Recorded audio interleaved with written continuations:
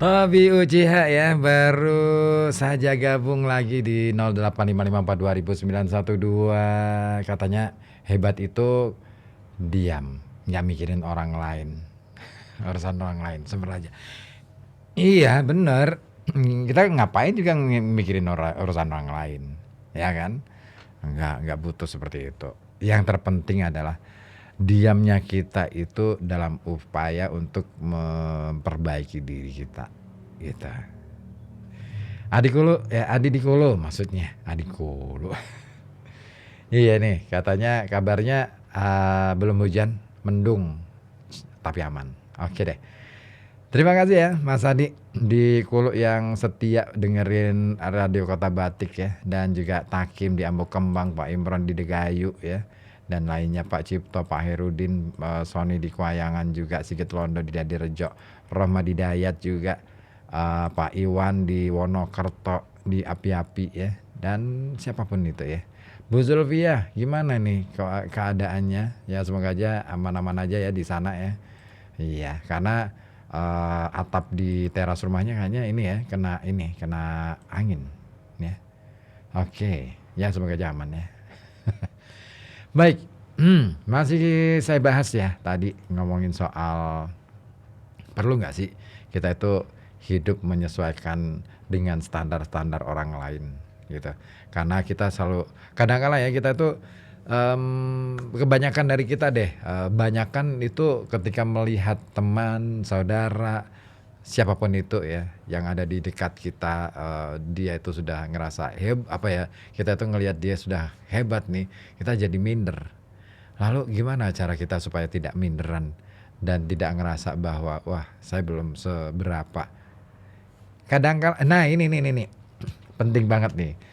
Seringkali saya pernah dapat teguran nih dari salah seorang teman bahwa suatu ketika saya ngobrol gitu kan, terus dia mengatakan bahwa wah keren, Anda itu keren loh karena begini.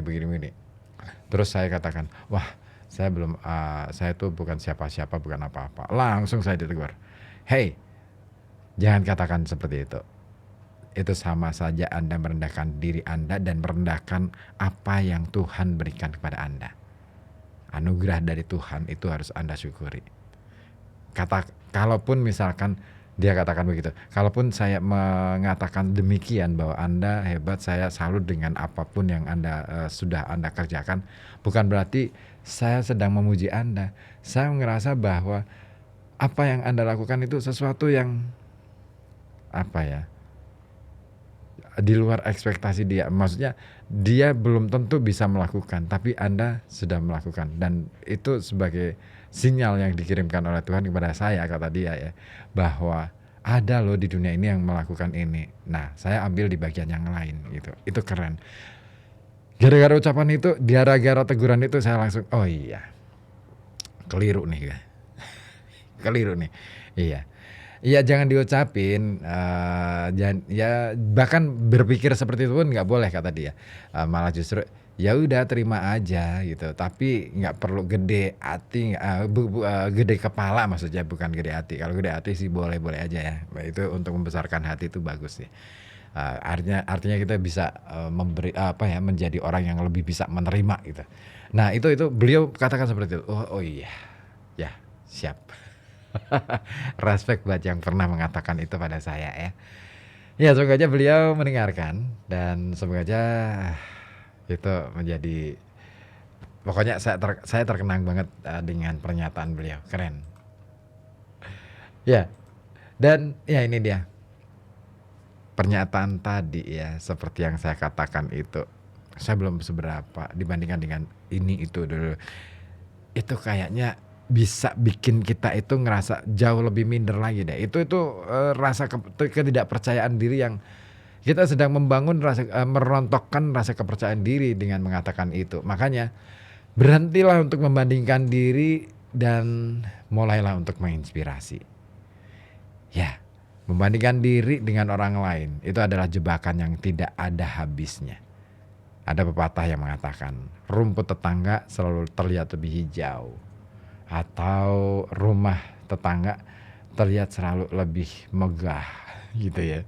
Tetapi apa yang tidak kita lihat adalah upaya dan perjuangan yang dilakukan oleh orang-orang itu untuk membuat rumput mereka lebih hijau, untuk membuat mereka tetap bisa berdiri tegak gitu.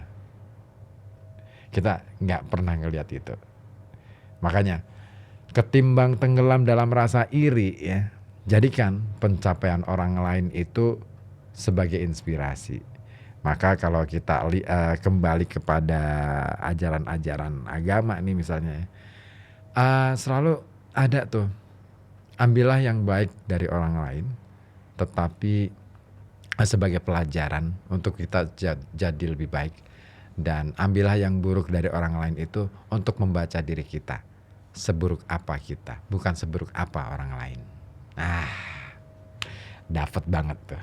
Makanya kita perlu menanyakan pada diri sendiri, apa yang bisa kita pelajari dari mereka. Dan dengan sikap ini, kita tidak hanya menghargai perjalanan orang lain, tetapi juga memperkaya perjalanan kita sendiri. Ya, kita patut untuk menghargai apa yang kita lakukan, apa yang kita kerjakan. Kita patut menghormati perjalanan yang kita tempuh selama ini. Bukan kemudian menghujat atau bahkan merasa bahwa wah saya belum apa-apa, saya belum stop deh kalau sudah ngomong kayak gitu. Ya. Dan setiap orang memiliki waktu dan jalan hidup yang berbeda. Berhentilah membandingkan dan itu akan memberi semacam kesempatan, ruang, waktu untuk kita fokus pada apa yang benar-benar penting di dalam pertumbuhan kita sendiri. Lalu setelah itu ya, kita perlu yang namanya membangun kebiasaan kecil untuk membawa dampak besar dalam kehidupan kita. Yap. Seringkali kita itu merasa minder karena melihat hasil besar, hasilnya ya, hasil besar yang dicapai oleh orang lain tanpa menyadari proses panjang yang dia lalui. Sehingga kita itu akhirnya ngerasa, wah kalau saya sih masih jauh gitu ya. Nah daripada terpaku pada hasil, kita fokus saja pada kebiasaan kecil yang bisa kita lakukan setiap hari untuk mencapai tujuan kita. Dan mulailah dengan hal yang sederhana. Misalnya kita mulai dengan membaca buku selama 15 menit, menulis jurnal atau menulis buku catatan harian, atau berolahraga ringan, atau melakukan aktivitas lain yang membuat kita itu ngerasa bahwa inilah diri saya. Dan kebiasaan kecil ini jika dilakukan secara konsisten, yakinlah. Ini kuncinya yakin sih ya. Keyakinan itu penting banget. Menurut saya hari ini banyak orang yang kehilangan keyakinannya. Sehingga dia tidak tahu mau kemana. Sehingga dia tidak lagi punya rasa percaya diri. Ya, yakin aja dulu deh. Yakin, itu penting banget membangun keyakinan. Ya. Hari ini kayaknya orang-orang lebih cenderung untuk kehilangan keyakinan. Yap, itu deh kunci. Keyakinan. Penting banget. Percaya banget deh. Harus percaya banget. Yakin bahwa Anda bisa mencapai apa yang Anda harapkan. Yakin bahwa kita bisa mewujudkan impian yang selama ini kita harapkan. Yakin bahwa Anda bisa mewujudkan apapun itu yang Anda sudah bangun imajinasinya sejak dulu. Ya, tinggal lakukan. Mulai dari hal kecil. Karena dari hal kecil itu kalau konsisten itu akan membawa perubahan besar dalam hidup. Ketika kita melihat diri kita ini berkembang, sekecil apapun itu perkembangan yang kita hadapi, rasa percaya diri, rasa keyakinan itu akan semakin tumbuh. Dan perjalanan 1000 mil dimulai dari satu langkah kecil. Perjalanan ratusan kilometer, jutaan kilometer yang kita hendak tempuh. Dimulai dari langkah kecil. Nggak ada langsung lompat. No. Ya. Makanya kita penting untuk bangun juga nih, supaya langkah-langkah kecil itu tetap terjaga. Kita perlu yang namanya mengelilingi diri sendiri dengan lingkungan yang mendukung. Ya, lingkungan kita itu memiliki pengaruh besar terhadap cara kita memandang diri kita. Ya, makanya pilihlah untuk dikelilingi oleh orang-orang yang mendukungmu, memahami perjalananmu, dan menghargai usaha kita. Jadi hindari mereka yang fokus pada pencapaian materi dan sering meremehkan orang lain. Temukan komunitas atau teman-teman yang memberikan motivasi, bukan tekanan. Nah, ketika kamu berada di lingkungan yang positif, Anda akan merasa lebih percaya diri, serta termotivasi untuk terus melangkah. Dan ingat, hubungan yang sehat adalah yang saling mendukung, bukan saling menikung, apalagi saling menjatuhkan. So, jadilah bagian dari lingkungan yang mendorong untuk tumbuh, bukan yang membuat kita semakin minder. Dan yang terakhir, kita perlu melakukan dan kita harus berani untuk merayakan proses, bukan hasil akhir. Ya, apa sih maksudnya? Ya gini sih, hidup itu tentang perjalanan, ya kan? Bukan cuman tujuan.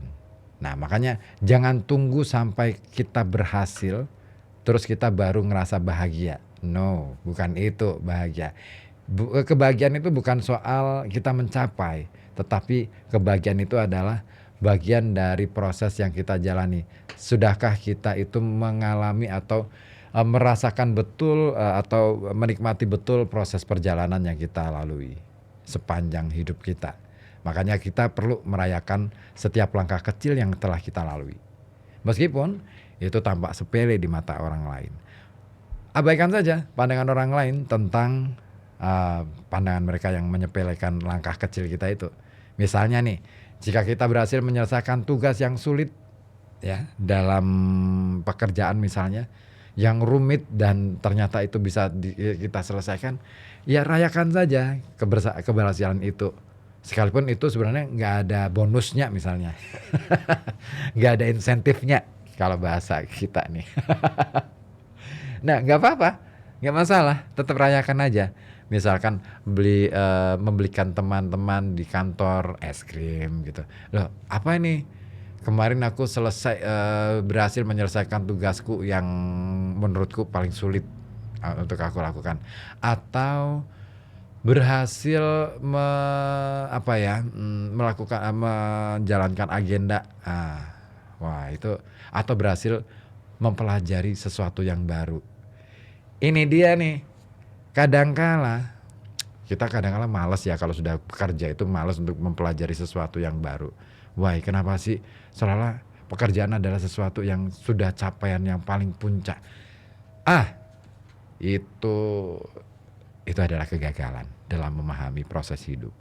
Ya, pekerjaan itu bukan capaian, pekerjaan itu bukan tujuan. Pekerjaan adalah hanya alat untuk supaya kita itu bisa memproses diri kita, supaya kita itu bisa mengaktualisasikan apa yang kita ketahui, pengetahuan kita, dan juga apa yang kita bisa, keterampilan kita. Itu bagian dari aktualisasi, bagian dari cara kita untuk menunjukkan bahwa kita itu punya kemampuan di bidang itu, bukan yang lain.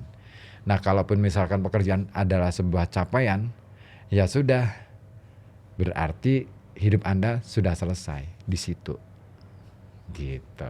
Makanya, hidup kita tidak harus sehebat orang lain untuk menjadi berarti, tetapi ketika kita mampu menikmati proses perjalanan, kita akan menemukan bahwa kebahagiaan tidak berasal dari pencapaian besar, tetapi dari bagaimana kita menjalani setiap harinya dengan penuh makna.